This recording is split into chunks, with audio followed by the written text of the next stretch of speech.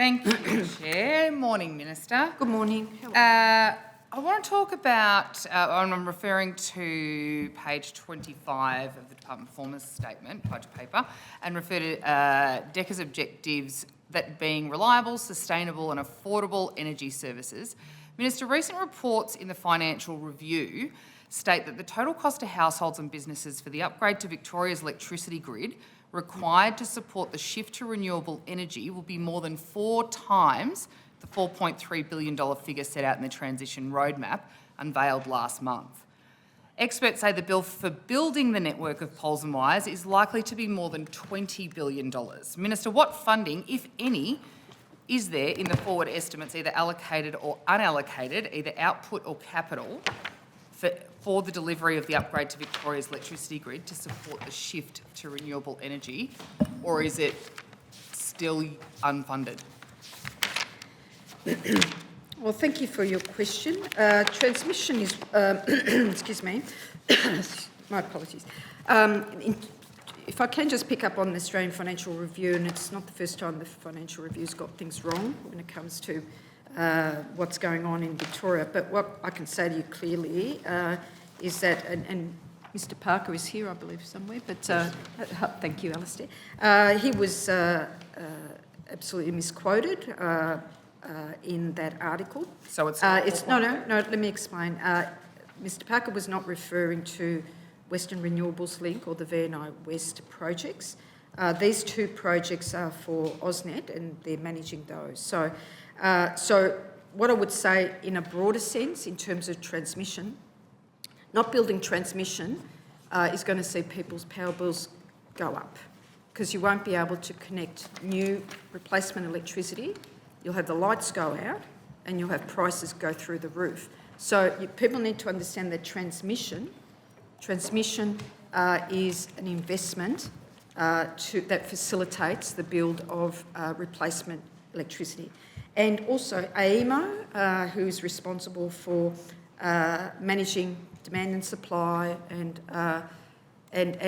how transmission operates thus far in Victoria, they forecast that the gross market benefits, for example, just of the Western Renewables Link alone, is forecast to be $2.1 billion in gross market benefits out to 2050.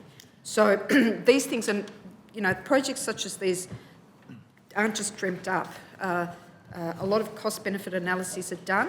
The counterfactual is always really important. So if you don't do something, what happens? And if we don't build transmission, I can tell you what happens. People's lights go out and power prices go through the roof, no matter where people live in the state. So that $4.3 billion is without Western Renewables Link and VNI West. So does, including those two transmission networks, are we closer to the $20 billion? And was that $4.3 billion figure, is that a Class 5 classification? Look, if I may, I might just ask if I can, Alistair, just to fill in on those specific details. Thank you. Minister. Thank you for the question. So the $4.3 billion estimate for the Victorian Transmission Plan is a Class 5 estimate. And what does that mean exactly? So that means that the estimate, it's an early stage because we're making broad investment decisions. So the cost estimates are minus 50%, they might be 50% lower. Or plus 100%, so they may be 100% more. So it's a guess? Well, I think that's very unkind to the people who looked at the... I was going to say there's 150% variable. That's a pretty broad variable. Yeah, but really well-established practice in the industry. At the early stages, the Victorian Transmission Plan is a strategic plan for transmission. And I think it's really important, the Minister's touched on this, but to emphasise, we don't propose transmission projects unless the costs of those projects are entirely outweighed by the benefits to consumers in terms of reduced prices and so on. And so at this stage, we're comparing the costs of that transmission investment against other possible transmission investments. So it's industry practice at this stage to rely on those sort of estimates. What we will do over the next 2 or 3 years is engage with the community really fully, work up detailed engineering designs, detailed engineering plans, work where exactly each individual transmission tower can be put, and we will have a much firmer cost estimate as we do that. And that will only really be very firm once we actually engage contractors to deliver the project. And that's just part of the normal life cycle. It's been, you can tell from my grey hair, I've been doing this a while. It's been the same since I was 17, 18 and starting out, and it's the same today. There's just a life cycle here. And so we've used well-respected professional advisors to help us with those estimates, but they are very high level. Okay, thank you. Minister, why then would you not be honest with Victorians when you quote the cost of the transmission network, but it leaves out the major ones like Western Renewables Link, VNI West, and the Marinus Link cable under Bass Strait? And all of this, we've just heard, there's a 150% margin of error. So why wouldn't you be more honest with Victorians and give the estimated total figure, including all of those major transmission networks? Well, it's not about being dishonest, and I that's what you're implying. What I'm very clear about is that Marinus Link is a project that has already gone through the processes of costings and benefit analysis, and that is moving forward.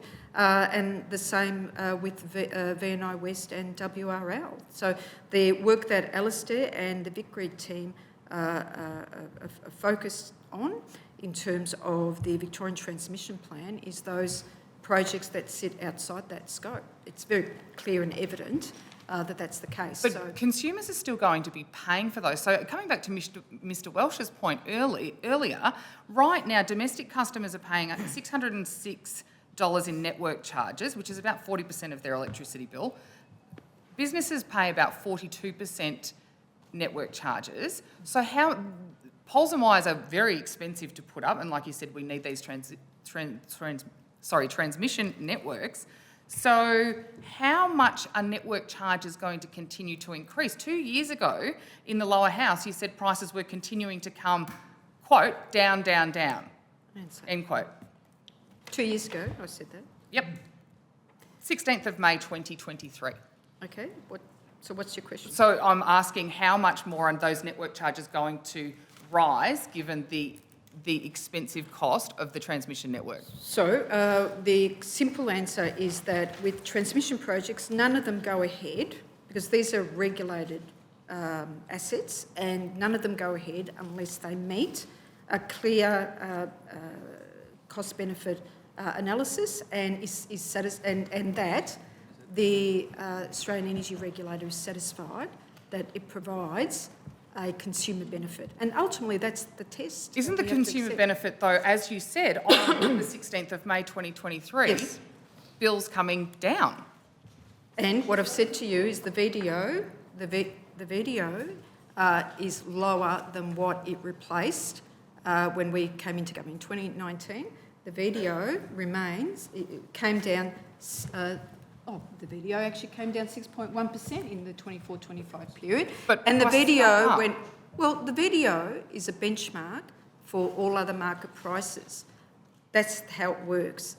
What I'm saying is that the counterfactual of not doing transmission, number one, of course, it's got to meet the tests of ultimately providing net benefits to consumers. And you've got to consider this in a net sense, net benefits to consumers. So it's not just the build of transmission, it's about what it enables in terms of the new generation projects that can get built, the storage projects that can get built, which is all about supply of cheap electricity. Minister, but what about the benchmark of families that can't turn on their heating at night because it is too expensive for them to do that now? You let me finish. Okay. So transmission, as I said, is important. It has to meet certain tests of ultimately providing a net benefit to consumers, or else they don't go ahead. The projects that are in the mix will only go ahead if they provide a net benefit to consumers. And the net benefit to consumers is considered in the light of, if you don't do this, what happens? If you don't do this, you don't get the new replacement electricity that comes online, and so you'll be left with not enough electricity, which is not a happy thing for anyone. and of course bills go So up. part of that cost-benefit analysis is not how much it's going to add to electricity bills. Apologies, Well, it is. Miss Benham. It